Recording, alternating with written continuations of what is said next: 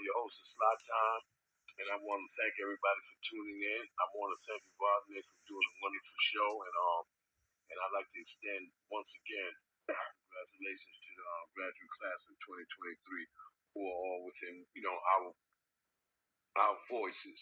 You know, if you can hear us, we congratulate you. We applaud you, and we wish that you continue to go on. It's been a little rough week for me this week. I was explaining to Rodney before I came on. We had some funerals. I had some funerals I had to attend to on Saturday and Sunday from New York to Delaware, spiritually, physically, mentally. It's been kind of draining for me, but some of my family members and close family members have made transitions.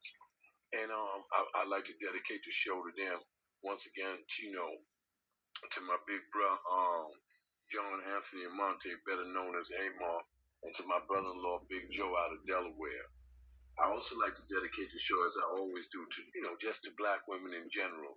The young ladies of Keenam on Atlantic Avenue, 856 Atlantic Avenue, to Dolores, to Deborah, and there's a special shout out to a young lady who tends to bar and name Nadia, and who attends the bar and named Melissa.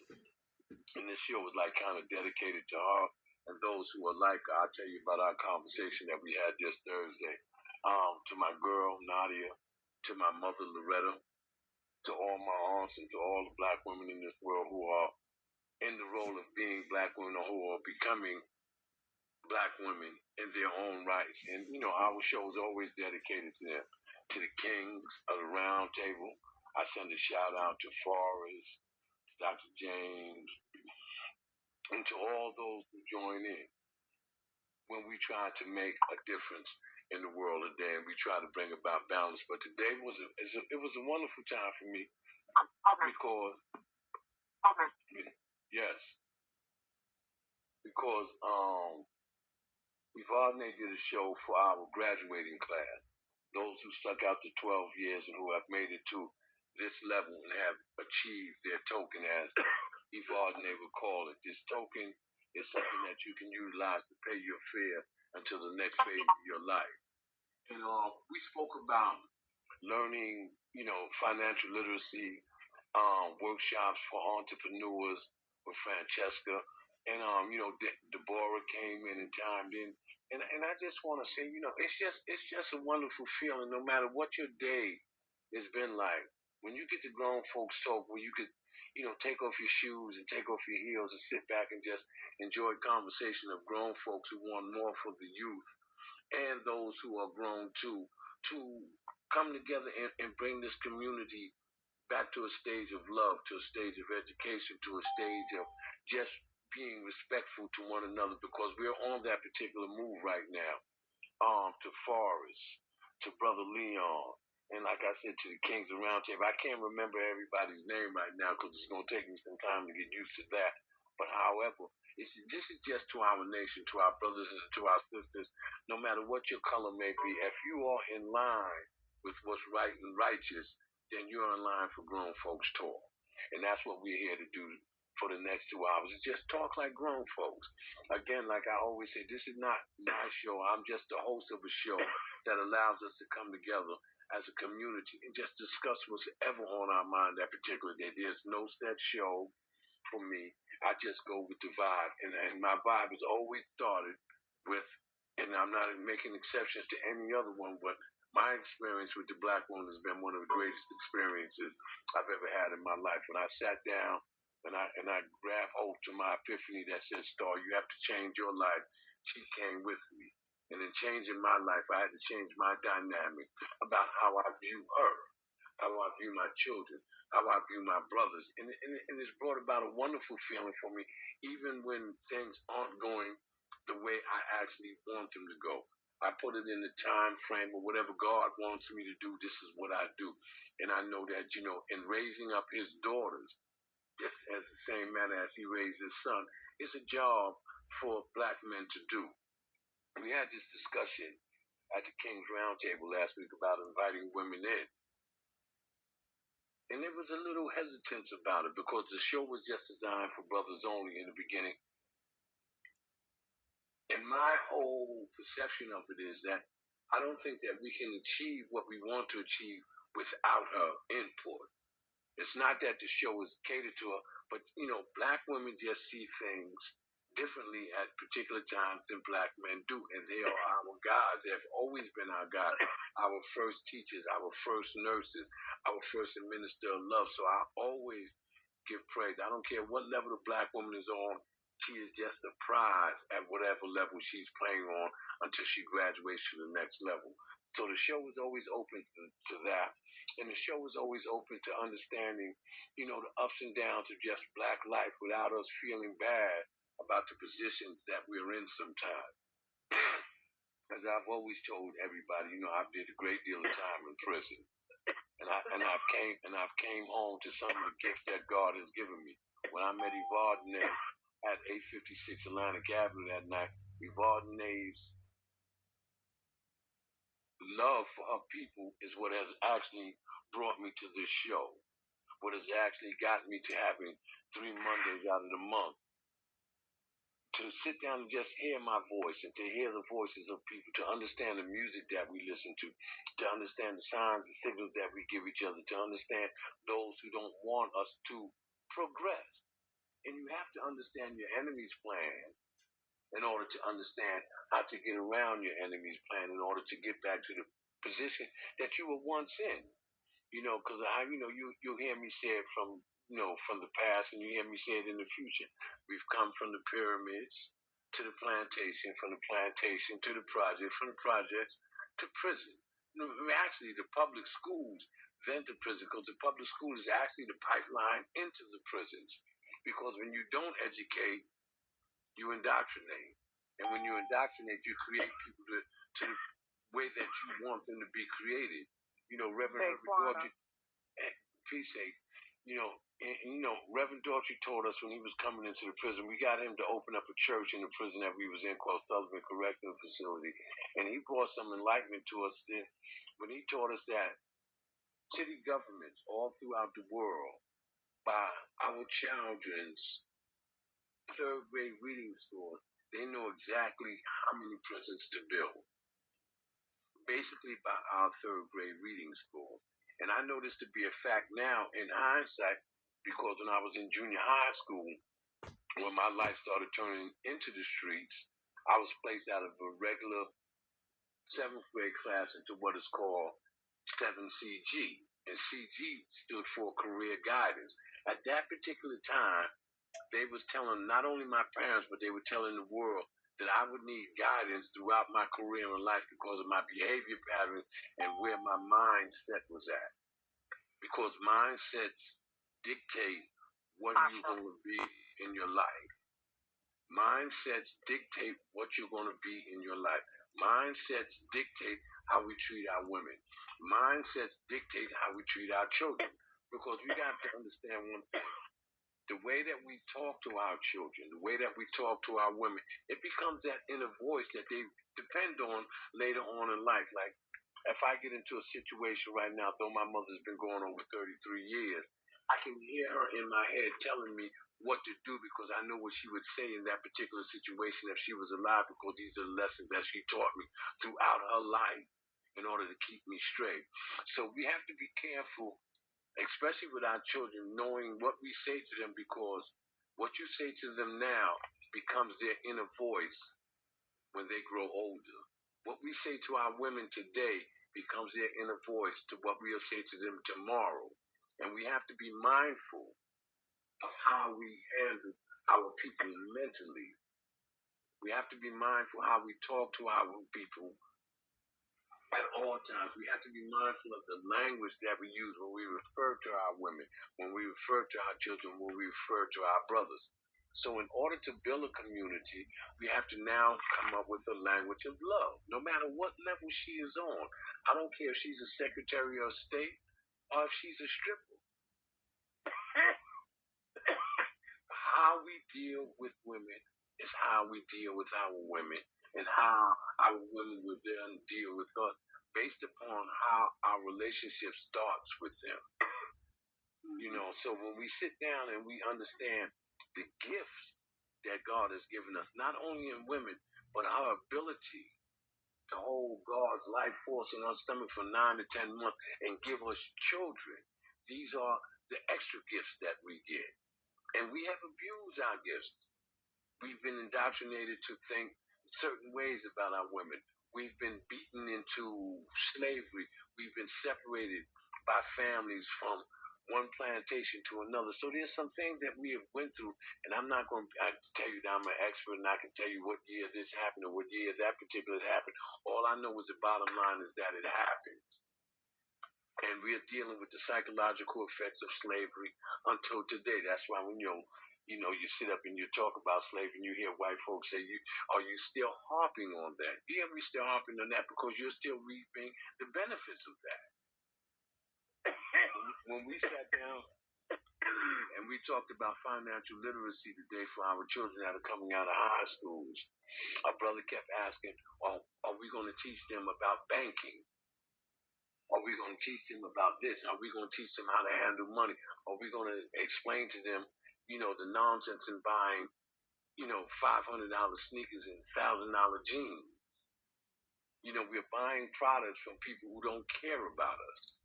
We're buying products from people to impress people that we don't even know. We want these things. We want this car. We want this foreign car. We want these foreign clothes. We want these foreign watches. And we're supporting a community of people who don't support us, who don't support our women, who don't support our children. When our children are going to public schools and there's no toilet paper in the school, or the winter months they have to wear their coats in class because there's no window panes in the window in their schools. So we have to understand that we have to look out for one another to a degree that we haven't done in maybe centuries that we've been in this country.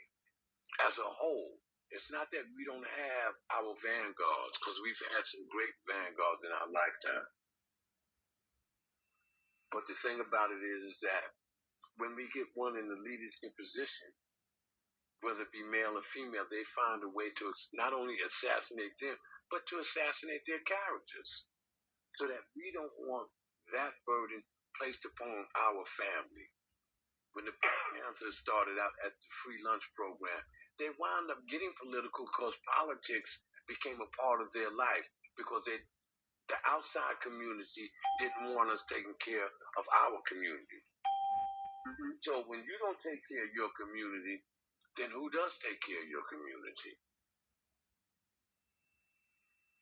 Ask yourself that question. If you don't take care of your community, who takes care of your community? Who's in charge of your child's education? Who's in charge of just the music that they listen to today? Who's in charge of the lessons that they get in schools? Who's in charge of Ron DeSantis saying that we're going to take all African American studies out of the schools because we don't want our children indoctrinated? So we have to understand these particular things in order for us to become a better community. Because we are the best community. We gave this world science, cosmetology, archaeology. We made maps. We made pyramids. We made science in and of itself. But now, how do we get back to that particular stage of when we knew our greatness? When people from all over the world came to the motherland just to expand their knowledge. It's amazing how Europeans, Caucasians, are more interested in black history than black people are interested in black history. They have defined our history for us. They told you how great she was. They told you how great he was. They told you how they raised children to be great. Yet today, we don't do none of that. And it's not something that you just, you stumble upon because it's actually in your DNA. But when they removed everything from you, from your religion to your language to your respect of women, they took parts of your DNA, your natural coding to be a black man. We have to understand that many black men in chattel slavery died protecting this black woman. Many of men have died. Many of men have went to war to protect just her. his prized possession, his first gift from God beside life was his woman, and she gave him his children. So now we're in a position where we say, okay, let's get back to where we started from. And in order to get back to where we started from, we have to present ourselves with certain numbers because numbers are the things that win here. I always harp on the Me Too movement. One young lady said, this guy touched me wrong. This guy handled me wrong. This guy raped me. And then somebody else said, he did that to me too. And somebody else said he did it to me too. And Me Too movement just grew into Harvey Weinstein going to jail, Joel Epstein committing suicide in jail, Bill Cosby going to jail, Russell Simmons having to leave the country because they put numbers together to say that we're tired of the LGBTQ community. They said, well, we're tired of this kind of music hating on us. And they started boycotting. And America said that you can no longer come into this country and talk about these particular people in this particular manner and think that you're going to get paid for having concerts in this country until they yielded and said that we're not going to do this no more. They've become a community that garners respect worldwide, and yet we still haven't gotten the respect that we deserve as black people, as a nation who's given this world its greatest history. That's given this world its greatest invention. Can we finish my point? Can we finish the point? Okay, good. Okay, then that's what we're gonna do. All right. So this is what we're saying about certain situations. This argument or this conversation is really not even up for a debate. This conversation is designed to create solutions, not to worry about what was done then and what is being done now. But we know what happened then if you're old enough, and you know what's happening now. So in order for us to be successful, we have to find solutions. We have to find a way to say that we're going to go into the school and teach our own children. There was a brother a couple of weeks ago that said that we need more black male role models as teachers. My sister Talisa is a teacher, and she says the same thing. So we know that we need a solution for that. We have to make education worthy of getting again. We have to make it as cool as a Lil Wayne or Jay-Z record. We have to make understanding family time again. You know, when you sit down at the dinner table and you eat as a family and you discuss things of the day, and you make children understand their voices not only need to be heard but will be heard and will be added into because it's their world at this particular time, and they're inviting us in to say, well, guide me as I make my journey. Give me the experience that you had prior to me. This is why ancestors are so important to us because they are now here as our guides. When we sit down and I say that, you know,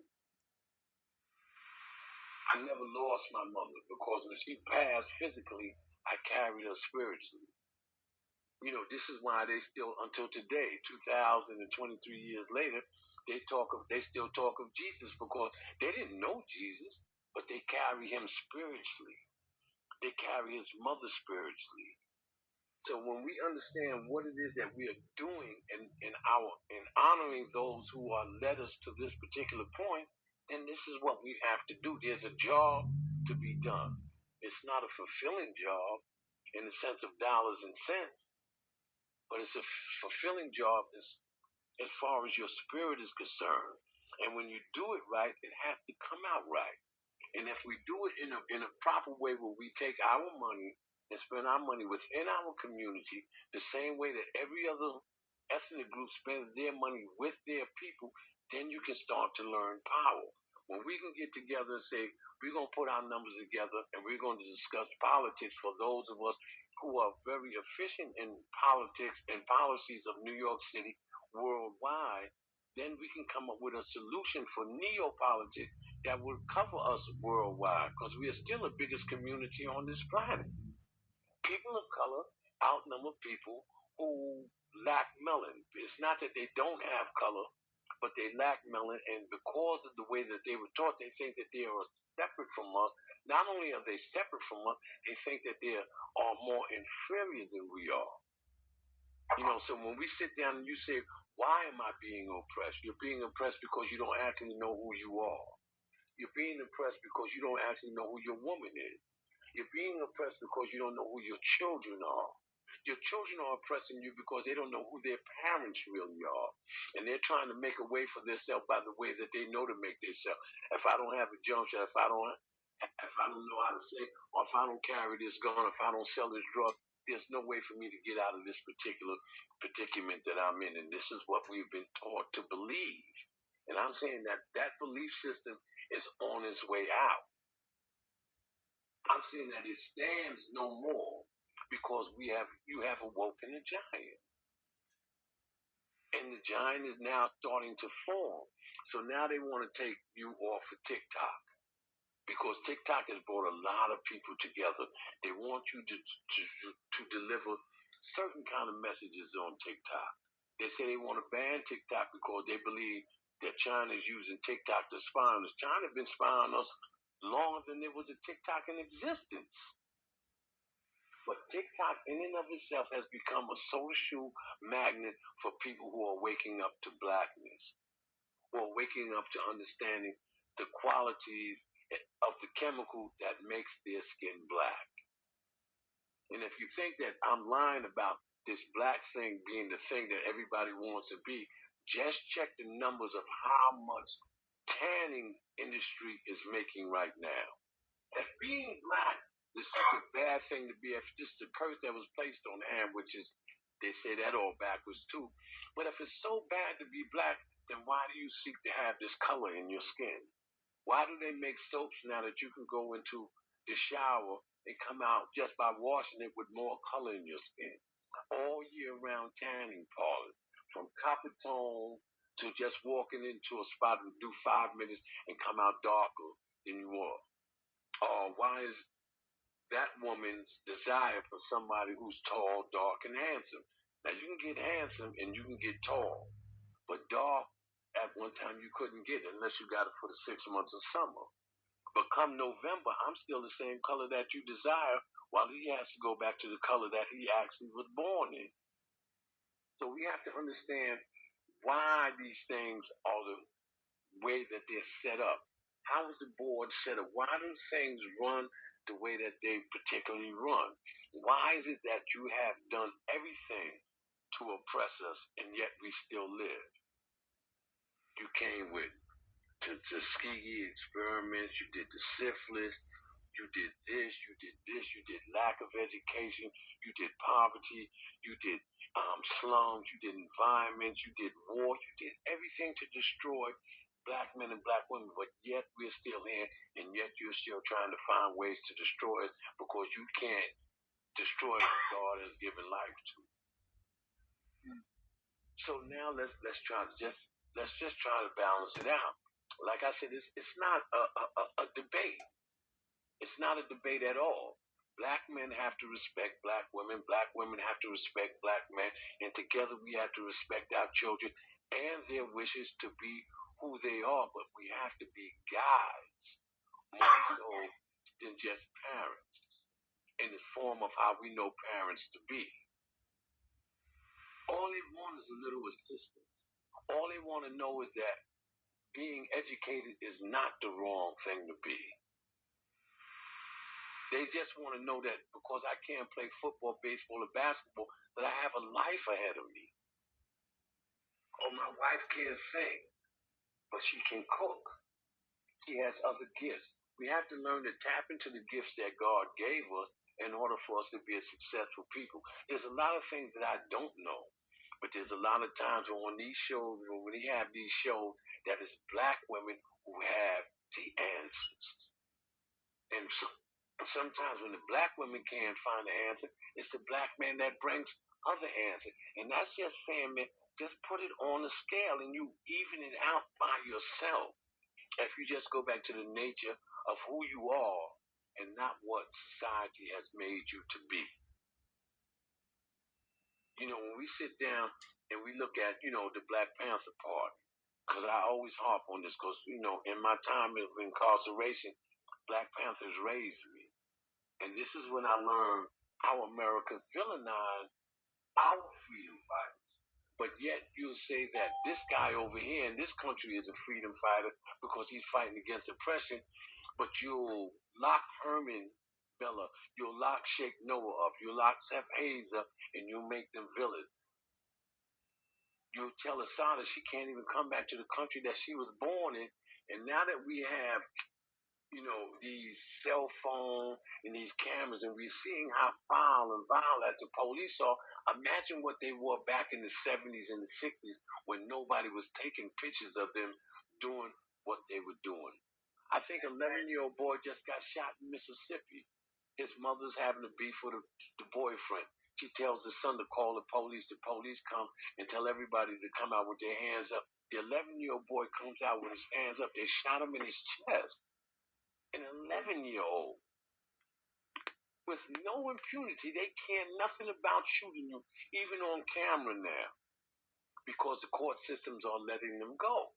Until we stand up and say, we're not going to do that no more. We're going to make the police the new Harvey Weinsteins, the new Bill Cosbys, the new Joel Epstein, and the Russell Simmons.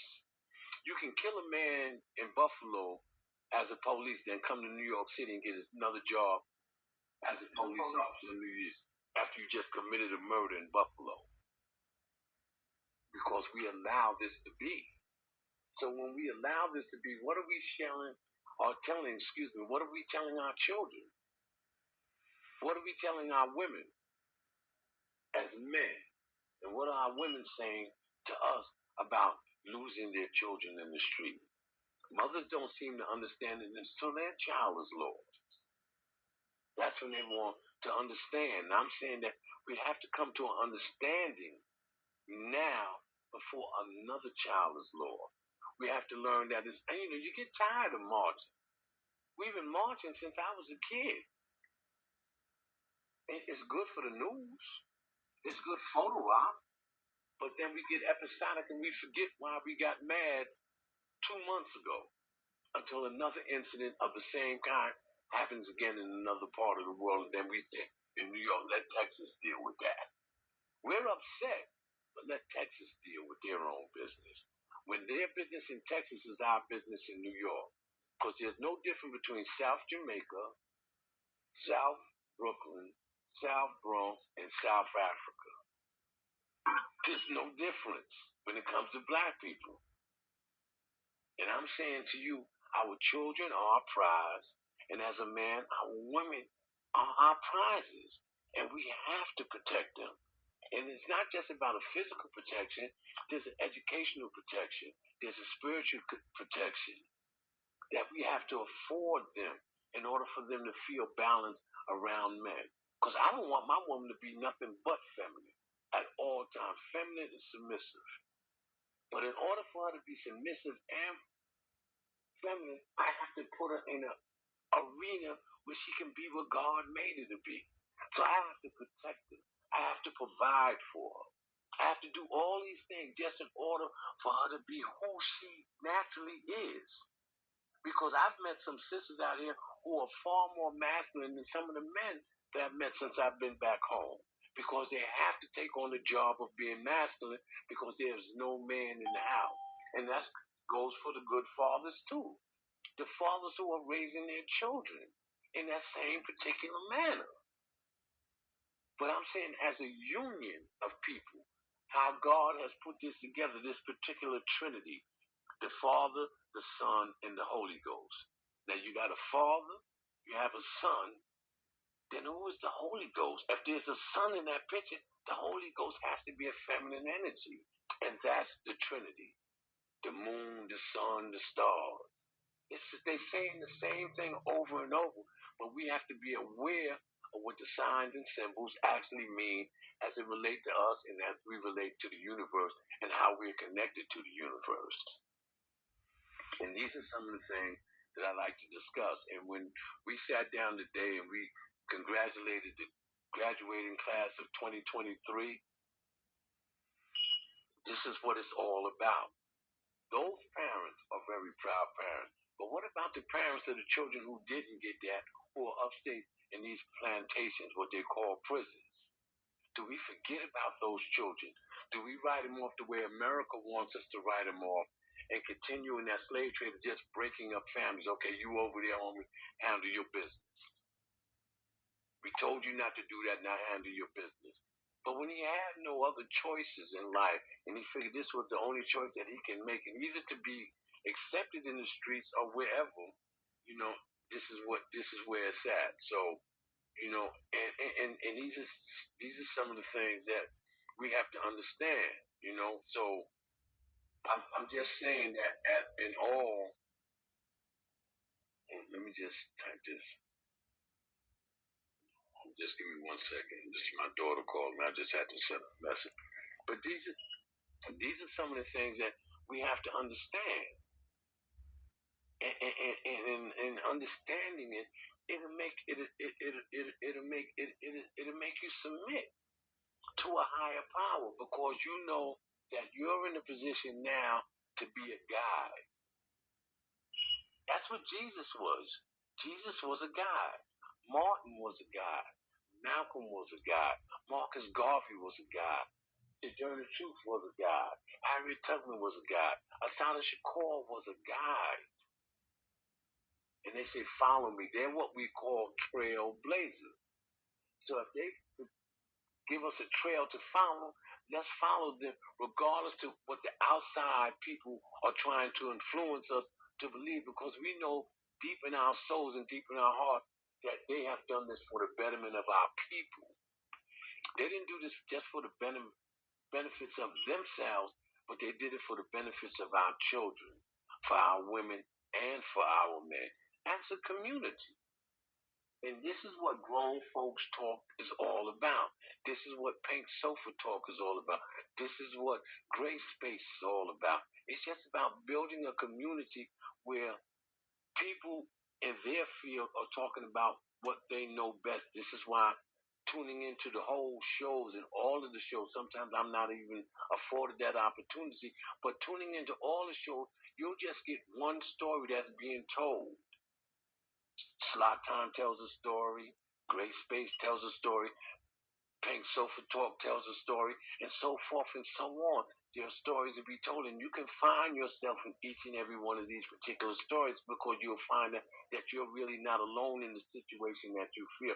Whether it's a relationship, whether it's about raising your children, whether it's about your education, whether it's about your spirituality, you're not alone in your fight or your discomfort in finding out who you really are, because everybody else over there is seeing it one way and you see it another way. You're not a hardball out, you're a rarity.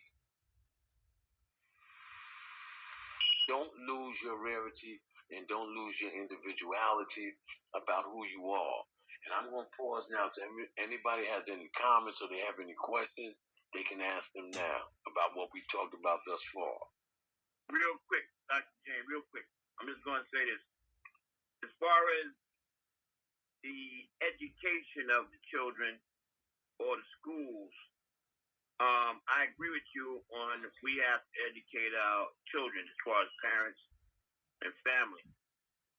The only issue I have is that in the school, see, not enough parents are educating the kids in the home. Now, even though they should, they're not doing it. So in our community, the kids spend a lot of time in the school, the younger kids. So school is a big influence on those kids. Even though they should learn things at home, their parents are not doing that. So they go to school, and that's where they get the bulk of their formal education. So I think that we can change the school system, and that becomes political, because if we threaten not to vote for these politicians, mayors, governors, or whatever the case, then eventually they're going to have to put people in place that think like and do like us. Now, that's all I have to say. Okay, but when you look at it, you know, Brother James, there's a lot of times, you'll hear people say, I don't argue politics or I don't argue religion. If you're not discussing politics and religion, you're really out of the loop because politics and religion run this world. All our wars are started by politics or religion. Our school system is based on politics and religion. Our lives in general are governed by politics and religion. So let's get into the fray and understanding why it is that politics and religion is so important to this particular world, and how do we change the dynamics of it that it fits us the way it's meant to fit us. It's nothing to be afraid of. It's nothing that you don't want to have this kind of information in your corner. Because if we sat down right now between the tri-state area, and we got every person of color to say this is what we're gonna do with our vote, and we come up with, let's just say in New York City, and we govern, 1.8 million votes. That's the voters block. And we're saying we want the politicians to come in and speak to us, and this panel represents those 1.8, 1.9 million votes. Explain to us what you're going to do for us. And they'll yield. They have to yield if they want that particular spot. You understand what I'm saying? So the power again. That's what. Look at New York City. Look at New York City. Eric Adams is a black man. When he got in there, first thing he did was he appointed a black chancellor to the school system. Now, will that black chancellor refuse to teach African history to the students? I haven't heard anything about it. But this is what I'm saying. You can change the school system if you get the people in charge that think more like us. So we don't have to. That's how you're going to reach the majority of the kids. Regardless of whatever you think, you reach them in school. Well, I think what you have to understand is, Mayor Adams, the black chancellor, and everybody that Mayor Adams appointed, all the way down to 18 Mitchell, they have to adhere to what you say, because if they don't adhere to what we say, they don't get in office. And that's something that politicians know and understand, that we don't understand, that we have a voting power structure that's found in numbers. And instead of saying me too against sexual assault against women in Hollywood, let's say me too against improper politics in our schools in New York City. And we put the same numbers of people as the women who put against the people who they say were sexually assaulting them. And we put numbers down like that. They have to adhere to you. There's no ifs, ands, and buts about it. You see it in every form of life, even in prison. If you got 17 Latin Kings in the jail and you got 80 Crips, you can bet that the Crips run the jail because they have the numbers. Not because they're stronger or they're wiser or they're braver, but they just have numbers. And if we put our numbers together behind people who we believe can go up front and say, well, this is what we want politically, this is what we want religiously, this is what we want for our education system, this is what we want for housing, this is what we want for this. And if you don't do this, this, and this, you don't get our vote. This, and this will be done. You want to change the gun laws in New York right now and stop them little kids from not being able to buy liquor, but being able to go down to the corner store and buy a AR-15? Let every person of color who is allowed to get a gun permit right now sign up for a gun permit, and they'll change the gun laws tomorrow. They'll change them tomorrow. It's just that simple. But we look at it from an outside world where you think it's harder than what it actually is. It's just about a unified body. People complain and they talk about the Jews this and the Jews that. The Jews is a small minority of people in New York City, but they're a unified community. And that's what makes them winners. They spend their money with their people. They spend their money with their people. They bankroll politicians, and that's how they work. When you watch Eric Adams run, just go back on some of the news clips and count the Jews that you seen that were standing behind them. I'm not mad at the Jews. I'm saying we need to emulate the Jews. I'm not, trying to spend my money with Fendi, Gucci, and Louis Vuitton. And like I said, though I have that in my closet, but in your epiphany, if Louis Vuitton, Gucci, and them are not doing something for us, then let's stop spending our money with them. We don't have to, you know, what were they calling it? Defund the police department. You don't defund the police department. You defund the people who support the police department. If Macy's is a big component of the PBA, then we stop shopping at Macy's. If you want better policing in your neighborhood, that's what you do. It's money in this country. The Rosa Parks movement taught us that. When they told Rosa, you can't sit where you want to sit, and they decided to boycott the bus system, and white folks tried to wait them out. A whole year transpired until white folks couldn't wait. Big business said, no, we can't wait any longer. Not only are we going to allow them to sit where they want to sit, we're going to let a few of them drive the buses right now because we need those nickels and dimes going back into Mass Transit Association. And that's what won that. It wasn't so much that it was a thing against a black woman. The black woman caused black people to stop spending their money with white people who didn't respect them. And that's what won Rosa Parks. That's what won that system. We just held our money to ourselves. We were walking to work. We were carpooling to work. You put 20 people in the car, it looked like the little thing in the circus with all the clowns run out. But we wasn't getting on that bus. We didn't get on that bus. And that bus service almost went broke. They almost went bankrupt until they had to change their ways.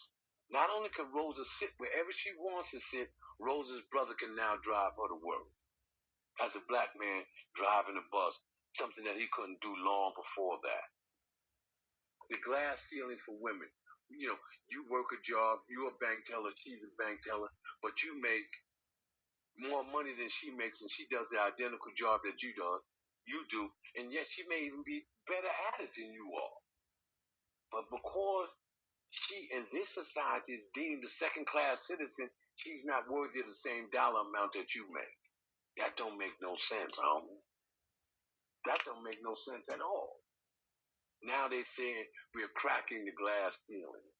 But if you go back home to where we came from, you've never seen a king without his queen. You've never seen a prince without a princess. You've never seen a god without a goddess. It just didn't balance out.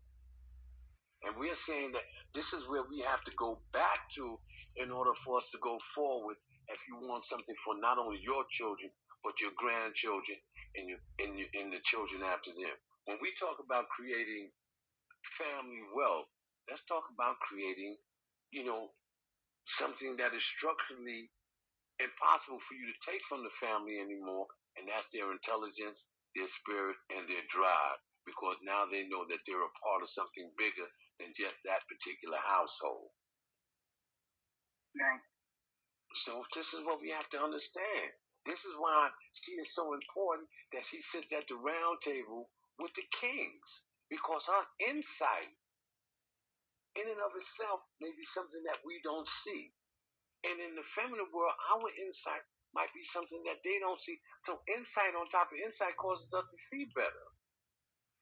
And then when we listen to our children are telling us that every time I open up a school book, I don't see myself. Then we need better school books for them. Because we know that imagery is everything. Because like last time, you said that we need more black male teachers in the school just for the imagery.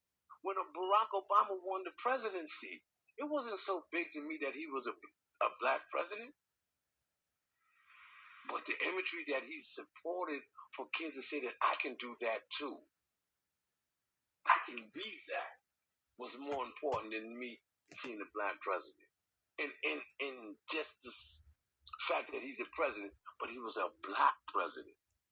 And that meant something to the black community. Not only did it mean something to the black community, it tore the white community up. You had that dude that killed his whole family, his wife and his children, and committed suicide because he said he couldn't live in a world where a black man ruled. It drove him crazy. The girl that ran over her boyfriend in her car because he voted for Obama. It drove her crazy. What do you think they're going to do when they find out that Jesus is actually black? When they accept it? What do you think? You crazy, man. So you have to now take hold of your blackness and make your blackness what it once was. When the world came to you for education, when the world came to you to find out what soap was, what math was, what medicine was. We have to get back to that. That's why they say the first will be the last and the last will be the first, because it comes full circle again. And I say it all the time, and for me, it happened when the five sisters won all five major beauty pageants. That means that the black woman's beauty was back to the apex of where it was in the beginning of time, where everybody wanted to be her. And then you started modeling your women after our women. And now we got to the point where my woman's lips were too big, her hips were too big, and the white girl wanted to know, does this dress make my butt look big? Now you can go to McDonald's and buy a bundle and get some butt. You can go to McDonald's and buy lips because they all want to be like you. And it's been that way since copper tone was in the suntan industry. If being black was so wrong, why would you sit up under the sun just to get color in your skin? In order to look like my woman, or for your man to look like me. Why? Don't nobody see that sign? Because it's not so much about hate as it is about jealousy. Because every other ethnic group in this world has color in their skin except for this particular group. And it's not because you have been in admonishment, it's just because your biological makeup doesn't allow you to produce color the way that we produce color. They want to touch your hair. They want to know what it is to be dark all year round. The only way that they can produce anything of color is that they come through us. The only way that this can be done biologically. But yet, if you don't want to come through us, here's some soap that'll turn you orange like Donald Trump. Go wash up with this, and you'll come out the shower orange. You may not get as dark as you want, but you won't be as white as you were. So let's recognize the signs that they're giving us. All they want to be is you. And all you want to be is them. So where's the trade-off coming at? You understand what I'm saying? Oh, I want me a white woman, because a white woman, they don't argue as much and you can do whatever you want with her. I don't want nothing if she ain't black. I just don't want her. Because she understands exactly what I've been through, because she is under me. The black man is hated, and she is under the black man. And in order for them to diverse ourselves, they took her from under that rung and told her, listen, you don't need no man no more. And that's why women run around here talking about, I don't need no man, I'm independent. There's not a woman on this planet that don't need a man. Because God didn't make it that way. The universe didn't make it that way. Whatever you call the higher powers as higher than you, they didn't make it that way. Because without her and you, without you two, there's no new people. So how can she be independent? I don't need a man. That's not even a proper sentence coming out of the mouth of a woman. It's an indoctrination sentence, but it's not a proper sentence. Not according to nature. You see what I'm saying? So this is what we have to understand, and this is what makes her such a lovely gift. God respected her so much that he allowed her to be the only of our species that can hold his life force in her stomach for 9 to 10 months. The average man eats a bad can of tuna fish. Well, that's what they tell me. I don't know. I'm just going by what they tell me. But the average dude gets a stomach ache, and he's down for 2 days. And she is holding the baby in her. Man, y'all know him. You know, this is not. This is. It's just that simple. That's how much God respected her. She is the only one that can bring forth His life, man. Nobody knows, man. Listen, man. It's really that simple, man. We just overlook things. We overthink things. Boy. But it's really simplistic. Everybody loves one is two. Came to Brown Memorial. Who's that? You know, so these are just some of the things that we have to understand, bro. And out of that prize of having that particular woman, our next prize is our children. They're just so ingenious. I've been in prison most of my life. And when some of them young boys come into that prison system, man, and you sit them down one on one and listen to them, you be trying to figure out, I don't even know why you're here because you're too smart to be here. But can I say something on that? Yes, you may. Go ahead. Who's speaking? This is Adrian. I've been trying to jump in for a minute. Okay, come on. I've worked with those kids. I used to volunteer at the detention center and work with those kids, and they are very intelligent. But what I see is missing is their home training. A lot of their parents are not, back of a better way to say it, not educated, and they don't know their worth. So if you don't know your worth, how can you impose your worth on your child? You know, I've spoken to parents, and they say things like, well, he don't know nothing, and I don't know nothing, so what am I supposed to do? And what am I supposed to tell him? He ain't gonna listen to me. He'll listen to you if you sit him down and have a conversation. And especially if there's a mother and a father in the home, children will listen. But if you don't try, to me, you're giving up on your child. I wouldn't say that to the parent, but I would try to encourage them, and talk about the good things that they're doing. You're running this house with 5 kids and you making it work. That's and they don't know. And so in Florida, in a program that I was in, I started a parent group. The parents of the kids that are in the juvenile detention center. With the hopes that we can encourage the parents and teach them how to speak to their child, not call them stupid, not call them no good. I know, but I get upset. You can get upset, but don't put your child down. There's enough in the world that's going to put them down. They don't need to come home to this. And that was my genre all the time. Let your child come home to positivity. Lift them up. Even if he just came in and saw the garbage in the kitchen and took the garbage out. Make a big deal out of it. They need to hear that they do things right. Because unfortunately, parents in these low-income areas, I don't know if it's just low-income because I didn't know any rich parents, but they tend to want to put their child down. You're so stupid. You see, I can't believe that fail in school as smart as you are. That's not a compliment to a child. We need to talk to them in positive languages and let them know who they are and whose they are, no matter how down you are. So my goal was to lift up the parents so they're able to lift up their kids, not to sit on the side and talk about them. Okay. But with that, Adrian, there's so much to that because we have to understand that we've been at war for a very long time. As it wasn't just educational war, educational poverty, economical poverty, housing poverty.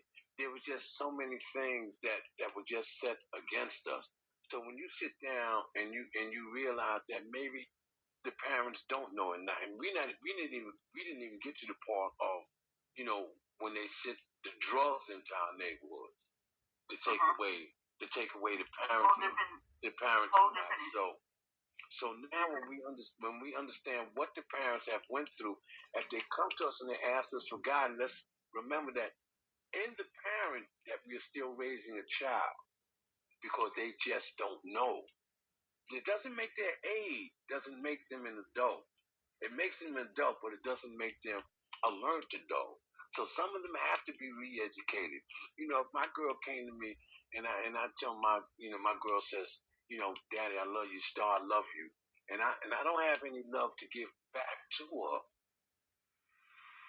where does she get the love from? In order for me to know that I love her, I have to love me first because I have to know what love is. And if I don't know what love is, I can't give it to her. So that's why I started the parent group. Right. So it's the same way with education at every level because love is a form of education. And education in and of itself is education. And because it starts at the home, if the home is already crippled because the parents don't know or the parents don't know how to come from under the wall that's being waged upon them and they're busy trying to hold 3 jobs down in order just to feed the child the cost of the week and give us a little lunch money and put the pressure of these $800 shoes on their feet and all these other things, they don't know any better. So in order for us, we have to re-educate the whole system because we were never properly educated. We were indoctrinated.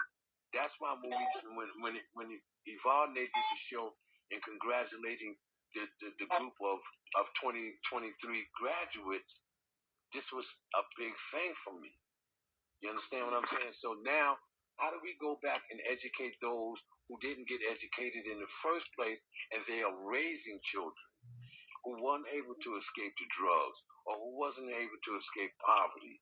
Who was, when you're talking about Flint, Michigan, being able to turn your water on and light a match on it and the water turns on fire, how do they equate that to saying, I have to get my daughter ready for school in the morning when she can't even wash up in the water that's coming out of the sink?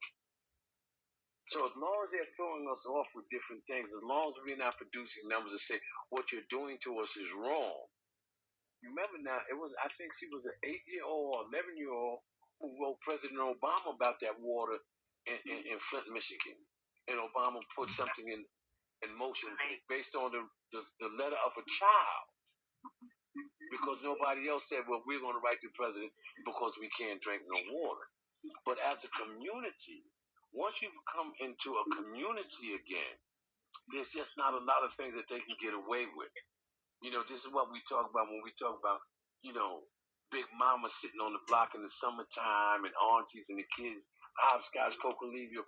You couldn't walk down that block and just pick no child up and walk off that block with that child because the community was there. So when we understand those kind of particular views, we have to get back to a point of being able to look out for ourselves, and then we have to re-educate ourselves. Not even re-educate ourselves, educate ourselves because we were never educated in the first place. But there were just basic community laws that we had that were universal laws that we looked out for one another. That's why we could say it takes a village to raise a child. It didn't take a smart village. They didn't say a village from Harvard or Yale. They said it took a village of caring people to raise a child. And that's what we kind of lost. And they came in and they destroyed that village, not only with guns, with drugs and lack of education, poverty. They just had over here in the Bronx where these people didn't have gas for 4 months. The whole projects ran out of water. They was going outside to get water out of a truck. So now, not only did they didn't have no gas, they didn't have no water to wash up with. Now I still got to help Tyrone with his homework, but he can't wash up in the morning, and I can't wash his clothes because there's no water in the project to run my dishwasher or to wash my washing machine. So, they keep compiling problems on problems on problems on top of us to keep us distracted from the things that we have to do. But the moment that it's enough of us, if it's Help Me Howard or Leave for Later, or what, once they come on the scene, that problem is solved. But then another one arises. And because it doesn't arrive for everybody at the same time, it takes time for them to build up enough anger to say, we're tired of this. Let's go to 311 or one of these emergency numbers that they have to call. And I'm saying that we don't really need that. All we need to do is just put our numbers together, starting with the respect of for men. the respect of our women and our children. For women, the respect of their men and their children. And for children, the respect of their elders. Because it may not be their parents, but just respecting the elders. And when they don't find no family at home, they find family in the street. And this is what gang mentality comes from, that gang mindset. And this is why I don't say break up the gang, just change their agenda, change their bylaws, the things that they run by. We have to change that because they're already unified. We just have to unify them in a way that they can identify a black man as a black man, a black woman as a black woman, and a black child as a black child. And this is not excluding, anybody else because, it's no longer even black and white no more. Black and white is an old issue. If you look at your TV long enough and watch the commercials, is every white man damn near got a black woman and vice versa. Now it's the new thing is black and brown. Black and brown people. So that's another form of division. When there is no black and brown, you can't be brown if you're not black. That's just simple shit. I mean, excuse me. It's just simple. You can't be brown if you're not black. You just can't. But if you let the powers that be tell you that, you think that there's a separation. What's the difference between a Dominican, a Puerto Rican, a Haitian, and a Jamaican, and a black man that was born in this country? And you all are Africans. You all are Africans. The world is African. If civilization started in Africa with just, one and two people, Adam and Eve, then, you all related to me. But some of you are just dissatisfied the way you look. It's just as simple as that. But once you find out that you have numbers and you have sense and you have a business at hand of raising your children, this is what they fear. They don't care about a bunch of black men with no gun. They don't care about a bunch of black women with no gun. They care about a bunch of black men with some books, though. They care about people discovering who they really are, why this thing worked out the way it worked out. And then they're fearful of when you get to the top, that when you get to the top, you do to them what they did to us when we was on the bottom. That's one of their greatest fears. But we're not even concerned with that because our concern is with our family. Y'all can go ahead and do what y'all want to do. You sit down and Donald Trump called Africa this very derogatory term, this S country, these third world countries. Nobody invests in a third world country. China's in Africa. Russia is in Africa. Portuguese is in Africa. Everybody's in Africa trying to deplete Africa of its natural resources except for the black man who don't want to go back to Africa because he says he's not African. I ain't no African. Africans don't like me. If you don't see indoctrination in that, then something is wrong with you. Why you left your How mind? can you not be there? You can't understand the fruit of your tree if you don't understand the roots from where you come from. Without the roots, you have no fruits. And we are all over this planet. You can't go nowhere on this planet and don't find black people. When they show you on TikTok, right? This is why I love TikTok. When Putin goes into his private chamber to pray, look at the picture that he's praying to. That's a black Madonna and a black Jesus. When the Pope goes to pray in his private chapel, there's a black Madonna and there's a black Jesus. But when you go to pray, you got a white Jesus. But they're praying to you while you're praying to them. Now, if that's not three-card Monte at his best, I don't know what is.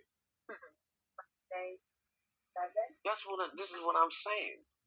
And this black woman, they don't even show an image of God again. They show this black woman suckling this black child, and that's what they pray to. Because without her, they know that there is no them. And I'm telling you this today. Without her, there is no me.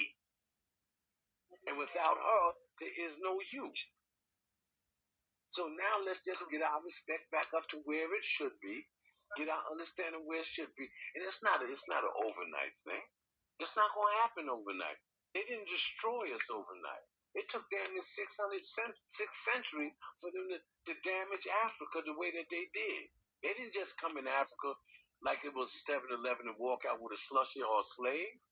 It took them centuries to do that. They made inventions to do that. They made guns. And they came in there doing oh my goodness. And it's just that simple. And that's why Ron DeSantis wants to take those African American books or them books that's related to Africa out of his school system. But you can't stop what God has started. DeSantis, you just can't do it.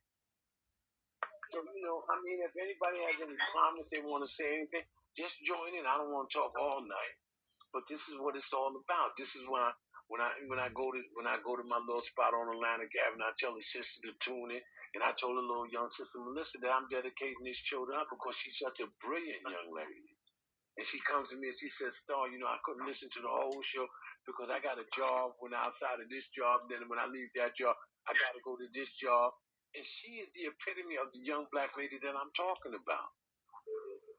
She is that epitome. I'm going to hold down any job that it takes for me to be successful in what I want to do. And yet, we find a way to disrespect her. The dudes that go into strip clubs to see the stripper, she's a chicken head.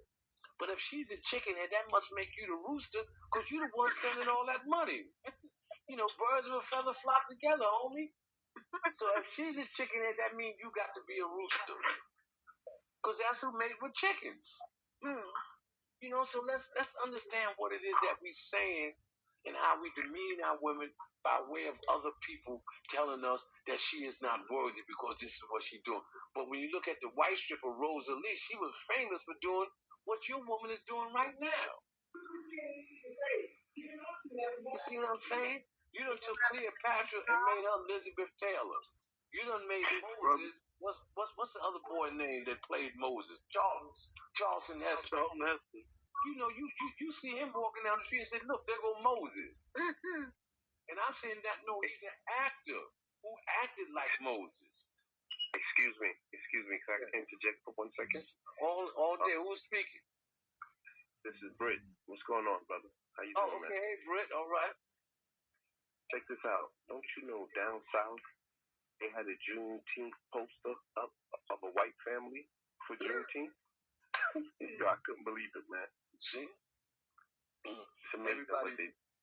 Everybody, that's my first cousin. That's my father's sister's son. Hey, first. And that's my first cousin. And he's one of the ones who helped me now. And this is what we say. You remember the movie The Five Heartbeats when they told the story about what was it, Fidel? One more thing. Your aunt is sitting next to me, and she says you're doing a great job. Tell my aunt. Absolutely great. Keep it up. Can I get some chicken and collard greens from you, auntie? Okay, babe. But and we all gonna be asking for some. and this is what I'm. My family just had a family reunion down in Alabama, and I looked at the pictures online. These are some of my family members because I've done such a great deal in prison that I never got to meet. But this is just how great our bloodline is. We are connected across the world. The greatest number of blacks on this planet outside of Africa is in Brazil. We're in Japan, we're in China, we're in Russia, we're everywhere, but at the same time we're nowhere because we fail to get together. So there's just so many times that we sit down. I wish my father can hear me speak. I wish my mother can hear me speak. They do. But they're not there to hold me and hug me to say, my son finally caught on. Because this is what I say about when you listen or whatever it is that you're telling to your children, your nieces, your cousins in the day, it becomes their inner voice. My father called me preacher because he said I talked a lot. My mother called me captain, she said, because I lead people since I was a kid. But I talked my way into the penitentiary, and I led people into the penitentiary by my actions.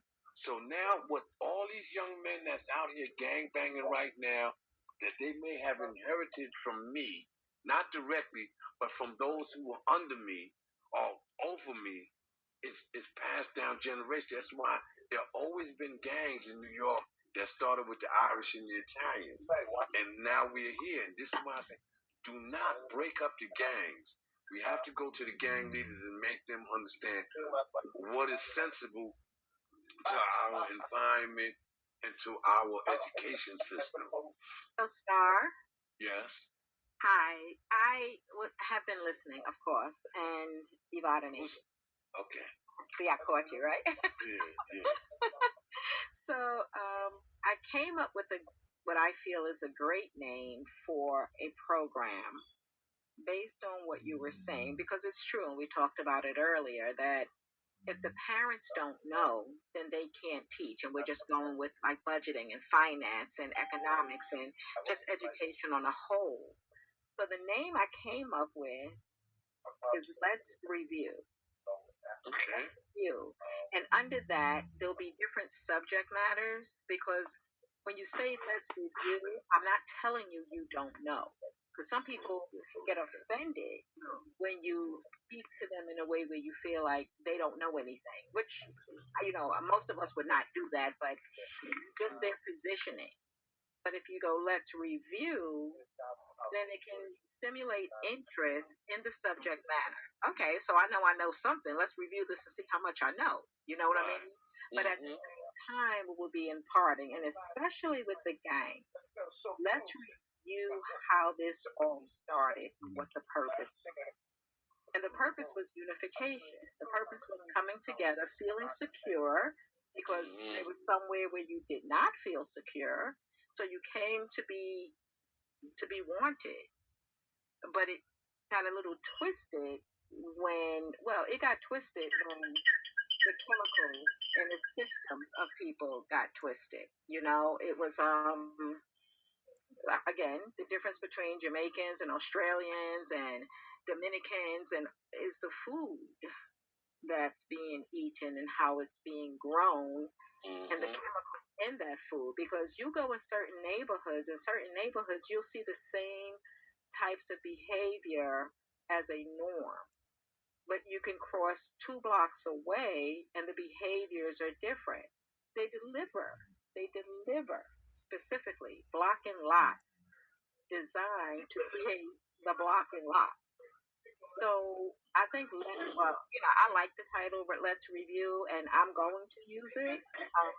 That I like that. But, and again, it's because you're not pointing a finger and telling someone you do not know. It's let's just see what we know, and together we learn more. Because whatever you know, the next person may not. And yes, we can start from the basics. So I thank you for this conversation, and I pass the mic. And this is before the next person. And this is why Black women are so important. This is what I'm talking about. Out of all we talked about, she summarized that thing from her intuition and her vision to say, let's not insult. Let me just rephrase it. Let's not insult anybody for not knowing what we know, but let's review what they know and let's match it with what we know, and then let them get some of what we know and why we understand why they know what they know. And this is what, and matter of fact, BLS had something similar to that years ago called a weekend review. And she's saying, well, let's just review what we all know, and let's put this all together, and let's make us a little black gumbo of knowledge. And let everybody get into the field where they're good at, and you handle your field, I'll handle my field, they'll handle their field, but we're just grown folks talking, and we're telling the same story of growth and development. Anybody else want to say anything? I'm just going to say and I was just going to say, with all those fields, we're going to have 40 acres. Go ahead. Yeah. You funny. Yeah, I was going to say I like that idea because we have a saying and it says, let's turn back the curtain. So when you pull back the curtain and you look from the past to where you are right now, you get that screenshot and everybody are able to learn from the past to bring it to present terms. So that's a lot of knowledge a lot of history that we can use to get, like you said, the gang, the community, the children, the leaders all on the same page. So I really like that, and like I love what you just said about let's not try to break the game up, the gang. Sorry, tongue twisted up, but try to go there and to let them know, the right way of going forward because they came into all of that for a reason.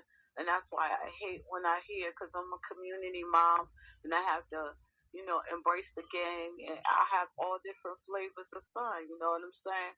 So I got Bloods and Brims and Crips and Grape Street and Latino, different ones that I have to embrace as a mother because they're coming from everywhere and they have a need. And if I'm the person that's put in that place, then I have to do my best to do what I can to get them where they need to be. So if we understand the reason why they've gotten into what they've gotten into, because they needed support, they needed love, they needed protection, they needed help. They needed somebody to be there for them, and those are their brothers and sisters who have decided to lock in with them and say, no matter what happens, I'm going to be there for you, you know? And just like in the army, they say, leave no man behind. Our gangs have the same mentality. They're in it to win it with their friends. That becomes their family. So now you can't come in there to tear apart a family. You have to come in and educate the family. Like you said, with all the programs and everything that we're talking about now and early in the other podcast, these are the things that we need to implement to turn things around. So let's not try to destroy, insult, and offend, but let's go in love with and educate and instruct the right way. And with a humble spirit. A lot of times we can't get to anybody because we're not showing love and we're not showing humility. We always go in like I'm the man, I'm the woman, I'm it. You know what I'm saying? You gotta strive to be like me. So you can't get people, and this was upsets me because I am a leader in the church. That we have a saying that says you're so heavily bound that you're no earthly good, and so that's what people do in high positions. They so got their head stuck up so high they can't reach down. They can't help nobody around them. They're not approachable. They're not. You can't reach out. They can't touch. You don't want anything to do with them. They're hurting people instead of helping people. And so that's why we do have to be mindful if we're going to go forth. We have to humble ourselves and be, able to absorb and teach and learn so we can be in the position to instruct people properly. And that's why I refuse to walk into pastoralship because I refuse to hurt anybody. I have to put myself in a place that I'm able to deal with the people the right way because I've experienced and seen so many things. And this is what I'm most concerned about in everything I do, that we help people and love people and help them move forward and not hurt people. What's your name? What's this? Oh, that's the boy. Okay. And I agree with you, but I'm going to say this to you. I mean, pastoral leadership may be your calling, and maybe it's you who has to go up front to show those who are in that position what that position means as far as action is concerned. Because we get comfortable in those positions, and we feel that I'm doing what I'm supposed to be doing, and the church is doing well, and the church is doing well, and the church is doing well, and the church is doing. But outside of the church, all kind of hell is breaking loose. Mm-hmm. So your church is the world because you're God's servant. It's just not a building that you can go into and you preach into the choir. Where you don't let cats in. They had a brother named Life Jennings, and there's a lick in one of his songs where he says that he can't go into church because church has become a fashion show. And if you're not dressed properly, you can't even get up in the front four pews. You know what I'm saying? It's almost the haves and have-nots. And we've adopted into this particular field of saying that I'm a little better than you. Mm-hmm. And when you get better than somebody, I mean you're separating from them. And we can't afford that particular separation no more because the powers that be has separated us enough. We're trying to run back to each other right now and say, well, hold me, brother, hold me in your home. Hold me, sister, hold these children in your home. And let's do that. And I'm telling you, I come from a loving family. My father was like the first guy who ever had a black man who had a real estate office in Brooklyn. My mother was a consummate housewife. My grandmother, and I come from some great black women. I didn't appreciate them at the particular time when I went into the street. But in hindsight, I'm saying that the greatness and the strength, and I'm talking about uneducated black women as far as education and academics is concerned in this country. But when it came to love and power and community, they had degrees that no other women in this world have had. Mm-hmm. You understand what I'm saying? So go ahead, bro. I was saying, well, first of all, greetings. I'm late on the conversation, but what I've heard so far was very rewarding. Even from the sister who just spoke. My name is Juana Jua Kahamuat, also known as Craig Hardy. And I heard Ibadane Smith speak. She offered some good suggestions. In fact, she's the one who invited me to this call. And brother, I heard you speak earlier too. You gave a good history lessons about us as a people and what we need to do and recognize who we are. So I'm enjoying the input of everyone. So I just wanted to express my desires and what I hear, and I like what I hear. Thank you. Okay, thank you, bro. Thank you for joining us. And again, when you come, I'm so proud that my aunt OC is on the other line. My aunt OC one day, I'm gonna tell you a quick story. When I was really, not too far in the streets, but I was in the street deep enough that it was a concern to my family. My aunt took me to Jersey one time to try to get me a job. She was telling me about the job and I hope you get it. And I'm praying under my breath that this man does not hire me. Because I don't want to work for nobody. But I didn't have enough sense to say, well, if I don't work for somebody, let me come up with a formula to make me work for myself to be like my father was. My father was known as the mayor of Fulton Street. I used to love walking up and down the block, and everybody knew Jerry's name. He would wave like President Obama. He was the first president of Brooklyn to me, anyway. Amen. Amen. Amen. And he was such a great dude, and he would talk in metaphors. My father wasn't much on words. He was a wordsmith, but he would say certain things to me like this. He'd say, I come home from jail and he'll come to see me and he say, son, I want you to do me a favor. Go out, get out the car, put your ear on the ground and listen to the blood that's running down the street of this avenue that you on. My mother would say, baby, they've killed smarter men than you in the streets. They've locked up smarter men than you in the streets. But me being who I wanted to be, or who I thought I wanted to be, I ignored the knowledge of that particular advice, those particular metaphors. And it is today that those metaphors are in my head. This is that inner voice. And I say, when you teach your children something today, when they get to my age or 20s, that inner voice that they hear is with the lessons that you gave them. When you tell your daughter that she's not going to amount to nothing, what do you think she's going to do when she goes out into the street and she finds somebody that says, I think you're the greatest?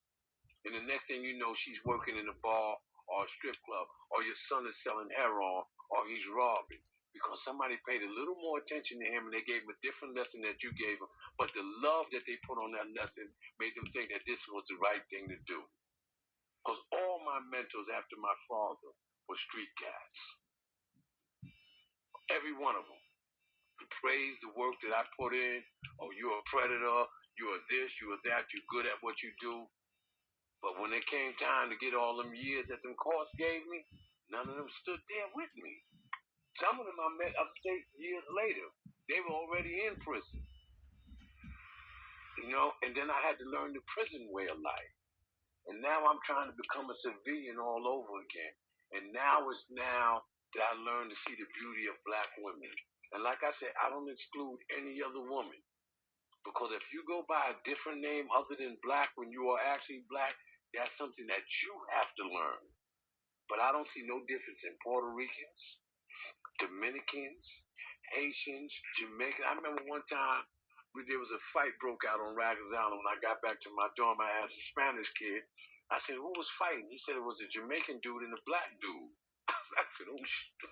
I said, "But a Jamaican and a black dude?" He said, "Yeah, one was Jamaican and one was black." I said, "Well, bro, what was the difference?" And I said, "Don't even." I said, "Bro, what color are you?" And he said, "Yo, I'm beige." And I never forgot that conversation because I'd never met a beige person before. You know what I'm saying? But his confusion by indoctrination made him make that proclamation that he was beige. He'd be anything but black. He was beige. Because we as a people are looked down upon. Why can the American black take advantage of being in the particular position that he's in, so forth and so on. But those are other stories that we'll get to in later shows. But it's just the indoctrination that has separated us. That's why I said, our education has to come back to its format. You know, um, and we sit down and we get to an understanding of a particular thing or a particular point. And when we get to loving each other, just loving having these conversations, you know what I'm saying? Because I don't want nothing to happen to my aunts or my mama or this and that, And I have to honor the police, and especially the good police, because my aunt don't own an AK-47. If somebody break into a house, she's not gonna go get my other 80-year-old and they're gonna ride around with two AKs looking for her property. She needs good policing to protect her. My nephews, my nieces, Jendaya, Naima, my nephew Zaire, my other nephews, and by extended family, they need this protection because they're not going into the streets trying to seek revenge of a gang member by getting another gun and going to gun down another black man because they don't know that particular way. So now we have to get to a point where, again, our community becomes our policing. The police just can't come on the block and just run into Miss Wilson's house and then shoot an 11-year-old child that's coming out of the door with his hands up. And we get mad for, like I said, 2 or 3 weeks, and then we'll just settle back into being American blacks. Because I try to explain this to people when they ask me what I am, and I say, I'm an African. So where was you born in? I say, I was born in Crown Heights, Brooklyn, 1171 Dean Street, bro. But how you gonna be African? Because all they did was change my tongue and my location. They didn't change my bloodline. You can't change my bloodline from where my family has come from. You can call me all these what you want to call me, from nigger to African American. But the bottom line, I'm an African who was born in Brooklyn, as they are in Jamaica or Haiti or Brazil or Mexico or China or Japan. Because we everywhere, we are God's children. We have been kissed by the sun. We are identifiable just by the color of our skin. I know you're related to me historically, spiritually, and physically. But because of the education system and the divide and conquer that comes along, we've been separated in such small little masses that the Jamaicans don't recognize us as being black. Oh, they don't want to be the American black because the American black don't take advantage of what's in this particular country.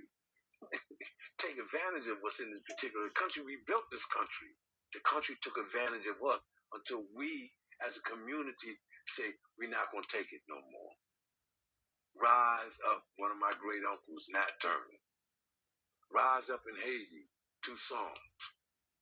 Rise Up in America, Huey Newton, Iceberg. All the great ones, no matter where you were at in your position in life, there was always greatness, even in the streets. This is why I mentioned Iceberg just now. He was great as what he was, and he went on to write books that taught men that this particular game that he played wasn't always the best way to go. When Donald Goines wrote his book, he didn't tell you to join the streets. If you read a Donald Goines book from beginning to the end, it's three ways it winds up: death, prison, or dope fiend. So if you don't want to become one of those three categories, don't do what I did in this book. Go the opposite way. But because the book sold in the way that he wrote it, in order for him to get his money, that's what he did. And you see it today in hip hop. A lot of them cats don't really want to say what they're saying. If you listen to what they say in little interviews and when they do these little YouTube things, these are really smart young men. But in order for him to get the money that he wants to get, these are things that he has to say. Not understanding that your money is killed by 100 women in my neighborhood because she believes her position in life is faith in the pillow with her body up in the air. She has a closed mind and open legs instead of having closed legs and an open mind. Why is the human mind and the parachute so similar? But how they function? Because neither one of them actually work properly unless they're fully open. And we have to fully open up our women's mind, our men's mind, and our children's mind to get back to the point of where we were when we were on top of this world. And we're not trying to get on top to oppress those under us. We're just trying to take our rightful place in the position of life and how it's to be expanded to where we are once again a community that will, again, probably more than likely invite people in to understand who we are and the science that we've brought to this planet. Hello? Yes. Hello? Hello? Yeah, this is Sade. I've been listening to your show for, about an hour. And, it's enlightening. It's, pretty much what I talk about on my show. Us unifying, us refining ourselves, and us doing what is necessary to put us back in the light that we belong. Peace, peace. My background is street hustler, 5%. Started from the church. Ended up on the streets like yourself. What saved me was, like you said, you prayed you didn't get a job. I basically prayed and my mom prayed for me to get a job. Right. I got the job, and it, I was able to turn my life around. So and it's an acronym that I use, and I'm gonna be having T-shirts with that acronym, and it's brilliant, loving, amazing, courageous, and kind. Mm-hmm. That's the acronym. That's the acronym of us. Okay. Black. Right. That's black. So it's we. I like the thing you say about the games. We have to create our own propaganda. We have to stop allowing other people to tell us who we are, what we are, and what we can do. Talk to them, brother. Talk to them. We have to be able to set the goals and set what it is that we're striving for. And as you were saying about the music, the music is indoctrinating, the younger ones with sex and murder. However, as when many of us, of a certain age was growing up, we had record players. So we had certain music that we were introduced to prior to hip hop. I think we need to go back to that. If we're grandparents or parents or whatever, we need to introduce our young people to the soul music, because somehow they got rid of the soul music. They changed it from soul to R&B, and then they watered it down. But we need to let them hear what real music sounds like. The times where they had to dramatics, blue magic, where he was talking about love, not sex. So these things are feeding the mind, feeding the spirit, and this is one of the reasons that among many, that we are going through what we're going through.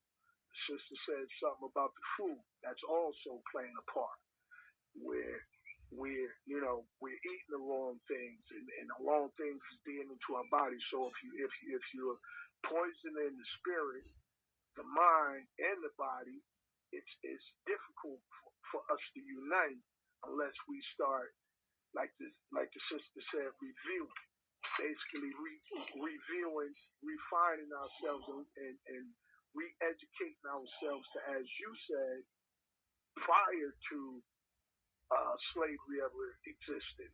Who we were prior to that, who we were as in Timbuktu and those types of times where we were the creator, where people came to us. So we have to get back to that.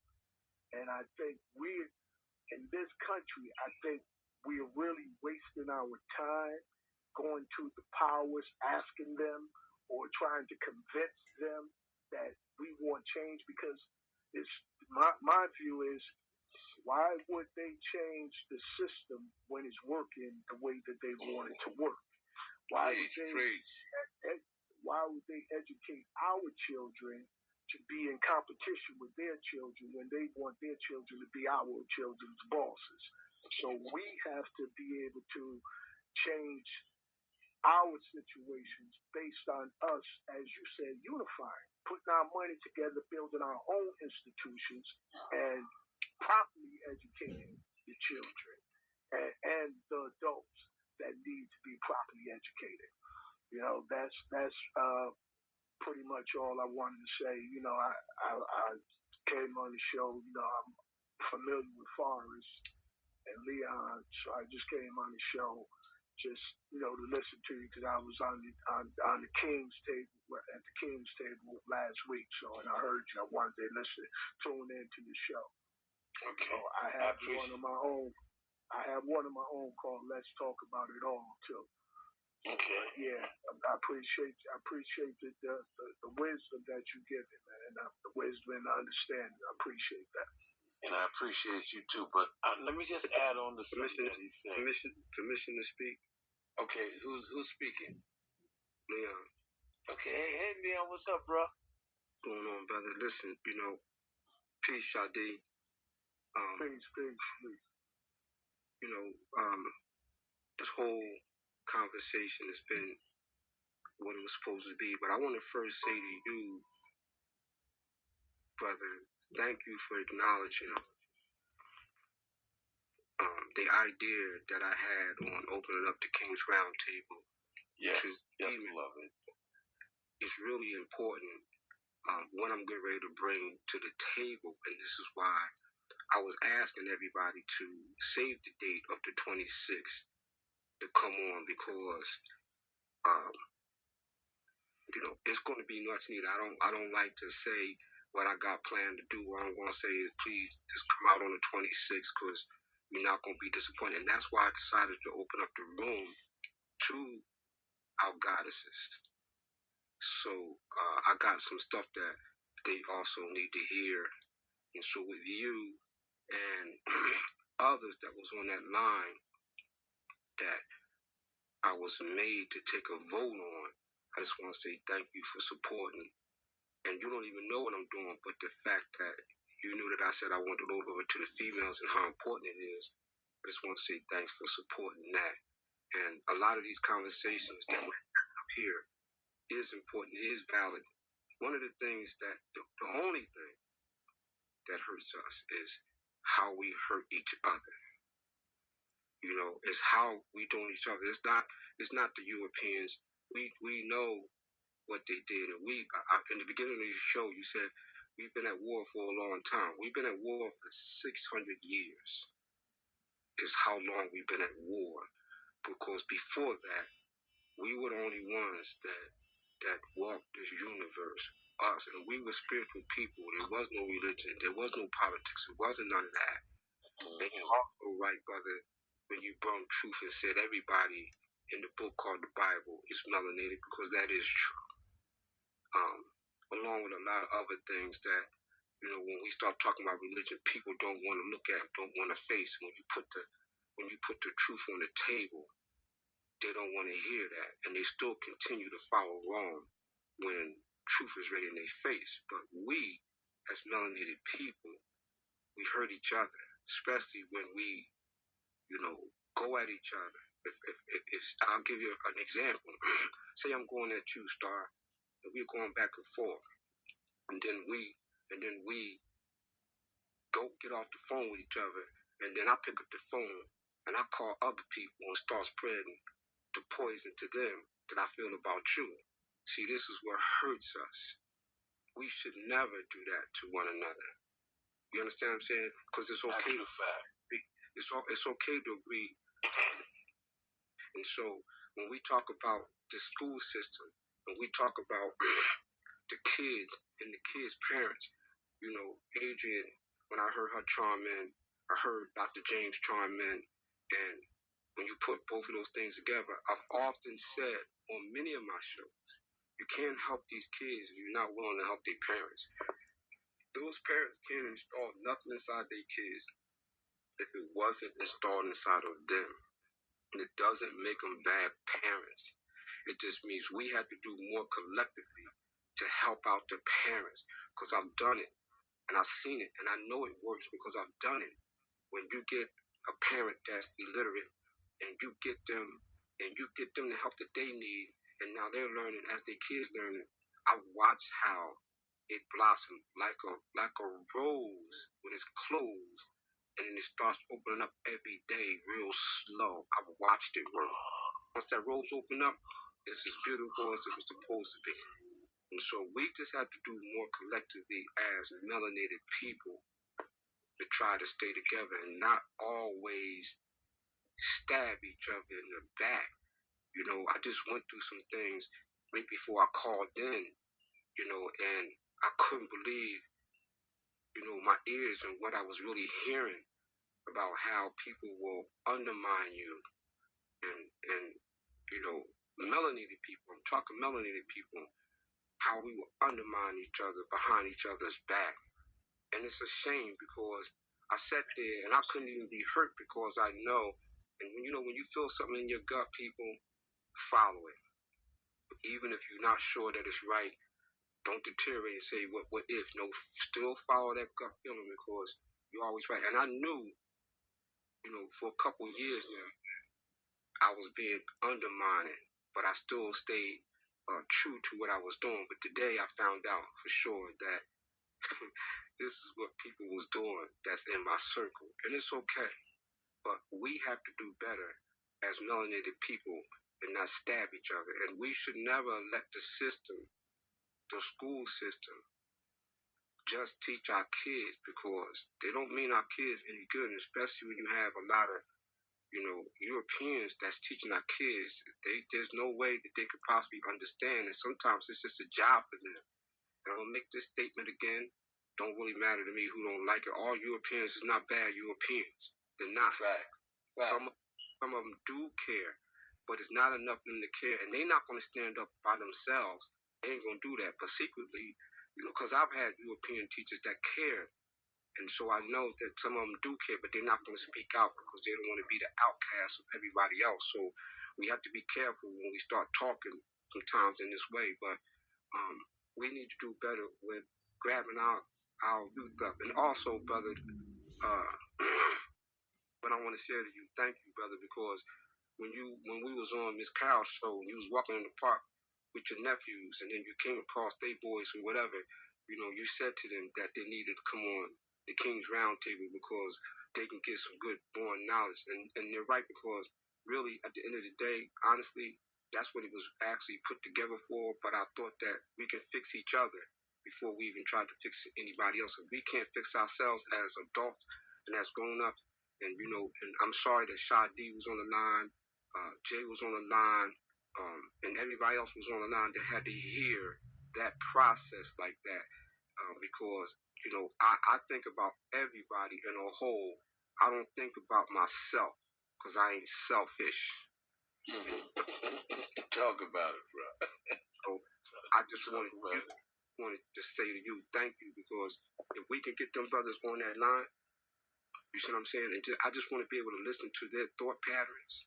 And so maybe we can help them and guide them in a whole redirect them. Sorry, the word is redirect them in another fashion. That would be great, because that's what the King's Roundtable formulated for, actually. But I thought that, because I needed help. I needed to be fixed. I'm still sitting here talking. Sounds good, but deep down inside, but I'm still hurting too right now as I'm still talking. So I need help, and I need guidance also. There's no exception to the rules with me, because I come on and I speak well, I talk well, or I've done well. That don't exempt me from being hurt, and by my own people. That's the thing, is by my own people constantly. So we just have to do better as a unit, and we have to do better as melanated people, and we have to do better as human beings, um, to bring everything back together. And I regress. Thank you, brothers, for the time. Okay, and I just want to say something to Shadi, because he made an important part to me, and I mean an important point to me, and it's really important because I'm a music head. And Shadi, he talks about the dramatics and blue magic and all of that. And I just wanted to say this: I think that people have to understand what real soul food is. We have to understand in the dynamics of the universe, the dynamics of God, or whatever you may call your God or your higher power. The soul is the immaterial part of every human being, male, female, and children. And soul food is a vibration that, because we know that the soul doesn't need food nor water to sustain itself, but it's sustained from a vibration, and that vibration is often felt within our music. So when you're sitting down and, like Yvonne, they say, we're eating the wrong foods. Even in music, it's a food, because the soul runs from a vibration. That vibration is felt through music. This is why you can hear some people say, no matter how old they are, how young they are, a record come on and they say, "Oh, that's my song," and it moves them to just to dance and to be spiritually free. And this is the soul food that we're talking about. We're talking about what we hear in our ears that attacks our soul, that makes us feel enlightened. The dramatics, the blue magic. It wasn't about sex, like Shadi said. It was about loving that particular black woman. Sometimes it's to love our laws, and to make a man break down and say, "I understand this black woman now. I still love you, baby." Where the man explains to the woman, "Just tell me what I did wrong, because I love you so much. I'm ready to rectify this." Because they were building a balance, they were building a relationship, and that relationship was felt in our music. And that's why, as older dudes, I'm not afraid to say it, we talk better than younger dudes. But at the same time, we have to teach our children with this hip hop thing. There's a difference between entertainment and education, especially when it comes to our relationships with our women. You can't say, "Let me take you to the hotel and you do this, this, that, and that," and then I dismiss you because we don't love them hoes. But everybody who made that term, "We don't love them hoes," they got wives. Snoop Dogg married, Dre was married, Cube is married, but they sell it to you that we don't love them hoes. And now you running around with no girl in your life. You in the penitentiary, you in your work field, and you just don't have a girl because you're listening to the music that dictates how you base your relationship with the woman that you love, or the woman that you say you love. So in understanding what real soul food is, we have to understand what this diet depends on in order for it to live. Whether it be a good word of Martin, or a good word of your pastor, or your rabbi, or your imam. That's the soul food that attaches you to God. And whether it be your music or your pastor, it's that vibration that you have to have in order to understand where you're going. But before we close out, because it's 8:49 now, I just want to line up the shows that's coming up. Now we know after the show lineup we have the morning daily prayer call at 7 a.m. Then we have Grace Space with Karen, Deborah, and Jada. That's at 6 p.m. And then we have the Pink Sofa Tour with Karen Lucille on the 1st. The 3rd is ladies only. And the 2nd and the 4th Tuesday of the month It's all inclusive. And you always have to remember, you're welcome to call 520-525-8633 to get the full lineup on what Grown Folk Talks shows all about. And we always want to give out a shout out to the brothers who are out there doing things like my organization, Healing Hearts and Mending Minds. We have the Tree of Hope that is ran by Nate LeGrand and Navajo LeGrand. And anybody else, we have these sisters, and I never forget, Kanai, where I met Yvonne at 856 Lavender Avenue, a little hole in the wall bar where she was celebrating her birthday at, and it has given birth to me being on this show today. So, and those sisters that are in there, Dolores, Deb, Marilyn, just so many heartfelt sisters, and my little sister Melissa, she's amazing to me, and I told her I was going to dedicate this show to her, along with with my wife Nadia, my mother, my aunts, my uncles, my cousins, and just everybody as a family. Because once we get back to that family structure of eating dinner at the same time, and eating dinner doesn't always mean food, because this is dinner right here, because we're eating the words of wisdom right now. We're eating food for thought right now. And we're at a dinner table together, all of us, no matter what the numbers may be, from 2 to 18 to 28,000. We have to understand where we want to go in life and how do we have to get there. Sometimes it's going to be slow. Sometimes it's going to be hard. But whatever it is, it's God's will in my book that He's put you in the place that you're in right now in order to accomplish the thing that He wants you to do. It's never been a crowd of people that have changed things. It's been one person who's brought on a crowd. And grown folks talk is very, very imperative to me now, because it allows my voice to be heard. It allows your voice to be heard. It allows brothers and sisters and children of the graduating class of 2023, whether it was the graduating class of 1933, to be heard and say, well, we're at a point where educating our people is our priority. Educating our people and learning how not to have people, melanated people, become backstabbers out of something that is based out of envy and jealousy. We don't need that anymore. Either you join ship or you jump overboard in the sea, sick, water bound. If you can't swim, you got to drown, because we are moving. There's never been a ship that has sailed without a destination. And we have a destination to reach. No matter what our destination is, we have to reach it as a whole. We don't have to all go together. If Deborah and Jada go one way, and Carol Lucille goes another way, and Forrest goes another way, when we get to the finish line, we all want to meet there, because we're telling the same story. It's just like how Sadiq just did. He took all of that and made one story. He said this about that. He said this about that. And he put it together. And he said, this is just one story. I like how you said this. I like it. And he connected all the dots and he made a storyline out of it. And this is what we do. We're just telling the same story. We're just telling it from different points of life.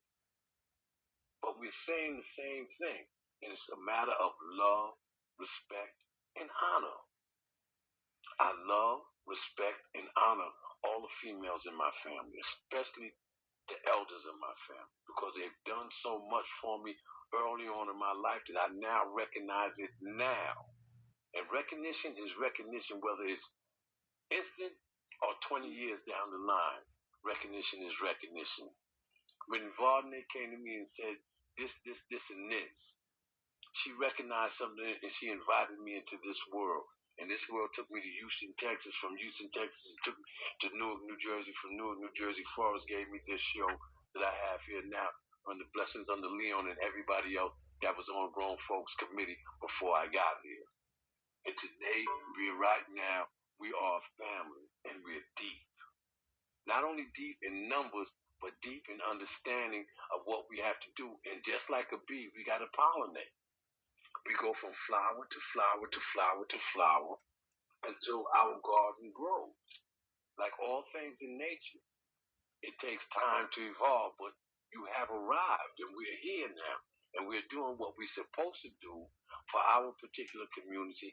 And if it works properly, we'll germinate it to all the others around us, and it'll come to a point where we can sit down and at this table that Brother Leon spoke about when he said bringing women into the King's Round Table, it was so needed because without them, it's just a masculine energy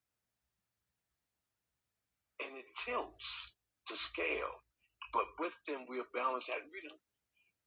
Bring your son, bring your nephew, bring your husband, bring your spouse, whatever you want to bring, but just come and give us your input because you are so important to our survival. Because if it don't be for you, it be no us. And we can just look at the Harriet Tubman story of what this one woman did. I'm not even calling on the rest of them. The Betty Shabazz, Malcolm's wife, Coretta King. Oh my God, there's just so many great ones. I just can't even name them. Mahalia Jackson, in the back of Martin Luther King's I Have a Dream speech, you hear that young lady say, tell him about the dream, tell him about, that's Mahalia Jackson. They've always been there for us. Fannie Lou Hamer. Come on, man. Listen, it's time we really got to step up, brother. We really have to step up to show them that we honor them, that we respect them. What I want for my aunts, I want for your aunts. I want my aunt to be able to go out in the street and feel protected in her own neighborhood. I want your mother to feel protected in her own neighborhood. Just like my mother when she came up in my neighborhood. Everybody knew that was Star's mother. And I knew your mother. And if your mother came down that block and I didn't go down that block and get them grocery bags and help her to her house, all hell might have broke loose. Because that's what we were raised to do. And now we're at a different point in life where they don't even care no more. And it's not that they don't care, they just haven't been taught how to care. But they care for their mother, they care for their grandmother, you care for your mother and your grandmother. And I'm saying if we all care for the same thing, why do they feel unsafe in the hood? Why is she scared to get on the elevator by herself? Why can't she go in the lobby without being fearful that something might happen to her? Because somebody else has gotten into our family business and told us not to respect our own family while they respect their own. You just watched that white boy choke that boy out on the train the other day. Had that thing been vice versa, they'd have hung a black dude for doing that. This boy just raised some 2 point something million, some GoFund for his defense fund. That just shows you how much white America says we're going to protect you because all you ever did was just kill a nigga. That's all you did. A mentally challenged black man at that. But in their eye, all he did was kill a nigga, and we're going to defend you to the end. Now you could have took that same $2.4 million or whatever they raised for him in his defense fund and put that into a black school and say, well, let's get the black kids something that our white kids haven't got. Because that's all I want to do right now.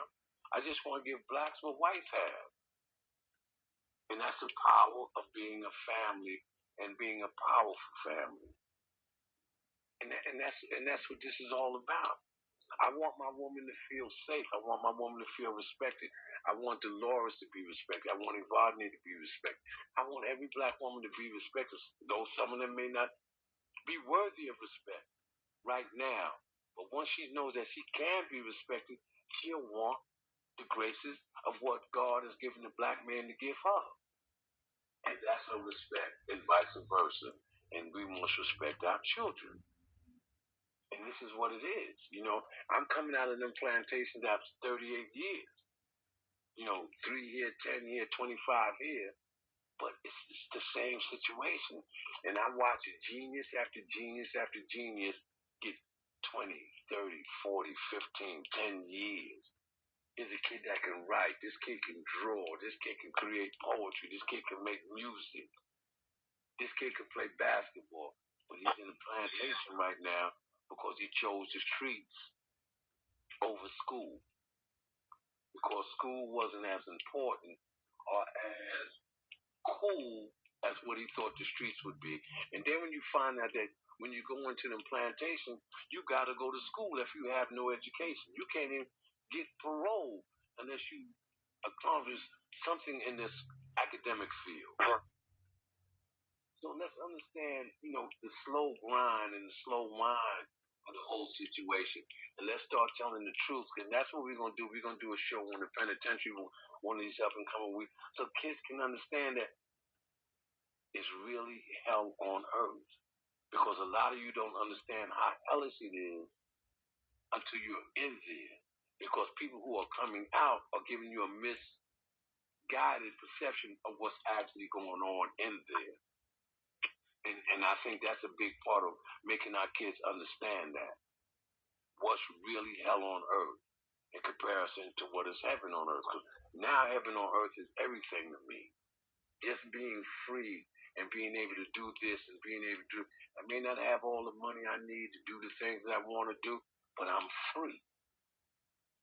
And I have another chance of getting up in the morning and doing it the right way in order to make this thing work. And grown folks talk is helping me do that because it's therapeutic to me to sit down and be able to talk to my sisters. But, the sisters on this show is amazing.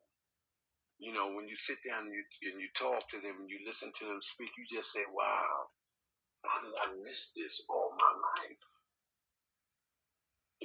When you sit down and you watch Basketball Wives and sisters is thinking that ratchetness is a recipe for success because they see these sisters in five-star restaurants throwing wine bottles at each other and wanting to fight and acting like they on the major avenue in the major hood. So let's start rethinking what we watch on TV. Let's start rethinking what we allow our children to watch. And even if you allow them to watch it, let's explain to them the part of entertainment versus education. Let's explain to them why it is to have education that'll keep you out of this ratchetness. Yeah, you might not, you'll be, that one in a million child that goes through school and does what she has to do or does what he has to do. And you're going to be ridiculed for that. But in the end results, 9 out of 10 times the people that you call on that say you become a lawyer, they may call on you to solve their case. But they laughed at you when you went to school to become a lawyer. Now they're calling you as, yo, you remember me? We grew up together, man. I heard you doing law work. I got this case and I need some help. But when you was going to school, you were ridiculed for going to school. But now you're in a position to help those who ridiculed you. Do you turn your back on them? Or do you do what is necessary for them to understand that it's not too late? You are not the total sum of what America has told you that you are. Your condition isn't your conclusion. We have to teach that. We have to teach them that, it's only a bad hood because it's got bad people. But if y'all turn your life around right now and started cleaning up your mess and not littering, your neighborhood would just be as clean as the other one. Because one is an indoor game and one is an outdoor game. When, white people or anybody drive through the hood and you see a bunch of people on the corner, they got their music out, they're doing their little drinking on the corners, and you think, ooh, this is such a day, I couldn't live over here. The only reason that the majority of those kids are outside doing that, because they can't go upstairs in their mama house and do that. But then we drive to the suburbs, tree-lined streets, the lawns are manicured. You like, oh, this is such a beautiful, quiet neighborhood. But the little white boys is in the basement sniffing glue and making pipe bombs to take to school tomorrow. The father's upstairs watching the baseball game in the wife beater, getting drunk, and the mother's upstairs high on Xanax. It's the same thing. One is indoor, one is outdoor. But they have the same problems. It's the same family problems. It's the same family structure that's going wrong. And we have to learn to accept that, and we have to be better at teaching what we need to teach in order for us to get back to where we became. the most prominent race on this planet, the most scientific race on this planet, the most educated race on this planet, the builder of pyramids, the builders of science, cosmology, archaeology. It's really simple. It's more simple than we think. But they make it think that it's a complicated system. But the system is not complicated because God doesn't give his children hard tasks to do. He just says, do what I tell you to do, and you'll find out how easy it is. What appears hard right now gets easy as it goes on. And that's what we have to do. It's 9:04. I'm gonna sign out. And I appreciate everybody who was here. Excuse me. And again, all praises due to black women, black men, and black children. And we're gonna get it together, And that's just my perspective on life, I'm ABE, I'm all black everything. So this is what this is really about for me, And I love y'all and I appreciate y'all. And I love my girl, I love my family, all my nieces, Jendaya, Naima, my nephews, Zaire, LaRon, Lenny, DeAndre, and all of y'all, my aunts OC, my aunt Della, my cousins Asaya and Britt and everybody, and Shabazz. And I just want you to know that, I've become what you asked me to become years ago. And hopefully we can go from here. And with that, I'm going I'm gonna sign out. And I've been blessed. Yvonne blessed me with this, and y'all have blessed me with your attention. And I hope that I've been a blessing to everybody. And together let's bless this nation. When we get together and we find out, community events that we can, and I can get to those events, I would love to come speak. Because right now I'm just trying to find a way to cut me a check for doing what I like to do, because I don't want to work doing anything else. This is what I like to do. I was taught to raise a nation, and this is what I come home to do.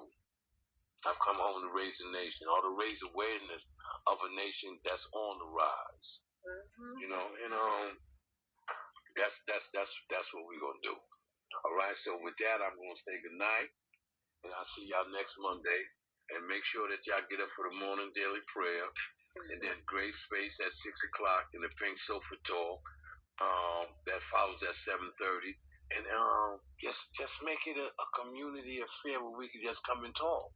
Because that's all we need to do. Because once you find out that you like what I like and I like what you like, and we move in that likeness, and then oh my God, it just gets so simple. It really gets so simple. It's really easy, because if you think them dudes are the smartest people on the planet, then you're sadly mistaken. But they do it like they're the smartest people on the planet. And that's what they did. They took your history and made themselves great. All right? And I'm going to close. Yes. I have a joke. I'm going to tell you. Are you I need to laugh. Yes, come on. So here's the joke. 3 passengers were on a plane. The plane was going down. There was 4 passengers. It was the pilot and 3 passengers. There were only 3 parachutes. So the first one, he was a doctor. He said they were going to need him. He took the parachute and jumped. The second one said he's the smartest man in the world. Nobody else is smarter than him. He took the parachute and jumped. Last 2. He was a cardinal. It was a young boy. He said, well, son, I've lived my life. You have your whole life to live. You can take it. He said, sir, the smartest man just took my backpack.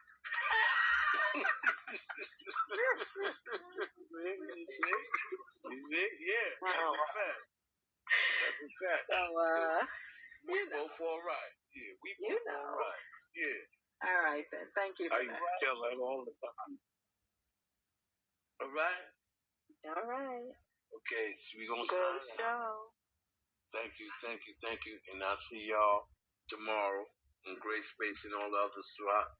And for those of slot time, remember the time is reserved for you all the time. You know, that's what slot time means. This is your time, and this is the time that we're gonna come to grow. And one day, this show is going, you know, it's going to be talked about with Oprah and them. We're gonna raise a nation. That's what we're gonna do. That's right. Okay. Okay. I'm gonna sign out with that. Good night, everybody. Good night.